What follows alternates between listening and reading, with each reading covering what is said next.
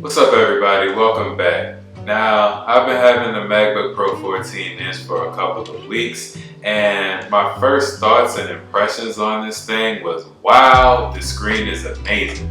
As soon as I took it out the box, the screen came on. Even though I knew it wasn't displaying HDR content or using the mini LED screen to its full potential, everything just popped. The colors popped, the window movements popped, the 120 hertz motion is smooth. Now, I haven't used 120 hertz on a laptop before.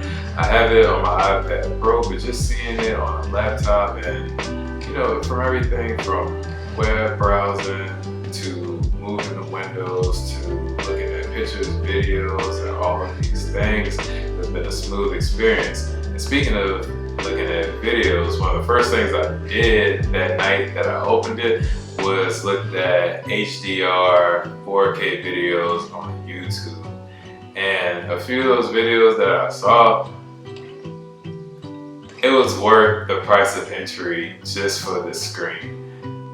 This screen is slick. The colors, the accuracy, and everything, and just the brightness. Seeing that HDR content for the first time, how bright it is. Looking at these things on YouTube, like, don't do it justice. You have to see it in person with that HDR content. And especially if you're going to be editing HDR content, you can't go wrong with this screen. And another hardware plus to the MacBooks is just the premium feel that they have.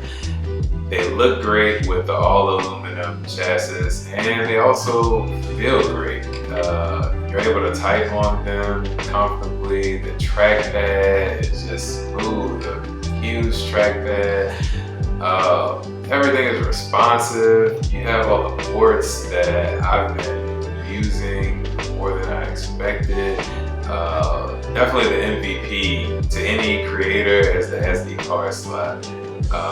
Most creators, when you're using cameras, you're gonna have the SD card slot, so to not have a dongle, just plop it in, having those 3 Thunderbolt 4 ports that are super fast, and the transfer speeds are ridiculous on this. So not long holdups, especially if you're using fast storage. So if you have a fast external SSD and you use fast SD cards, you won't miss a lick when you're transferring from large to small files.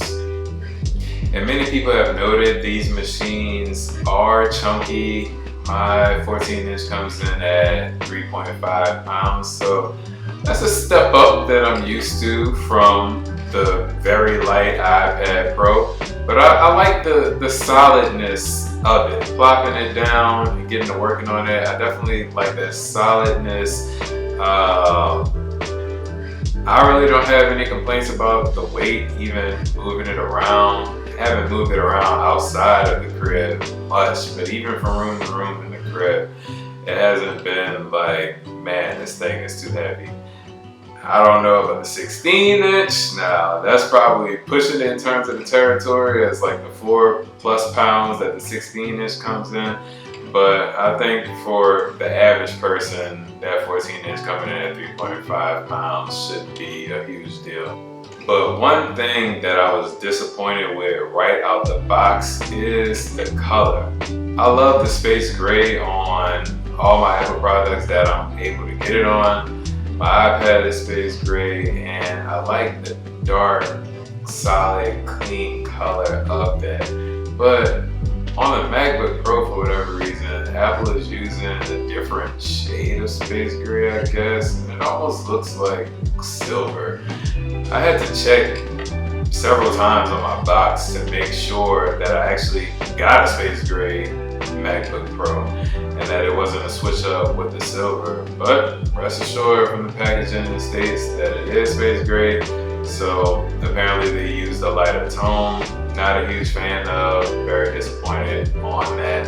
But for first thoughts, that's pretty much the only thing that I was disappointed with from the hardware standpoint. Now, I might be playing myself, but straight out of the box on the software side, I knew it was going to be a long night, long week, long month, learning Mac OS. So this is my first Mac. I have a very limited experience with Mac OS, and it's going to be a learning curve. So only using Windows for all of my life, and these past 2 years using iPad OS, which I really rock with that. Mac OS is definitely a curveball, and I like it so far, but it's just a lot of learning pains that I'm going through. But I will grow in terms of using it and learning different tips and tricks, because with this new system, I don't want to be a standard user, but I want to cater this system, this operating system, to my work needs as much as I can. There's a lot more you can do with Mac OS compared to iPad OS, and I'm interested in exploring that and taking a lot of the restrictions that I have off, especially on the multitasking side. Because with iPad OS, multitasking is very restricted, although unique, and people have created different workflows out of that are really good. But squash all that, having an actual just rich multitasking system in Windows now, I'm welcoming that back into how I work. So be on the lookout in the future for some Mac OS versus iPad OS videos. And that's my initial thoughts on the MacBook Pro 14-inch. The review is going to be coming real soon. Let me know what you think about this in the comments. As always, thanks for watching. Be easy and peace.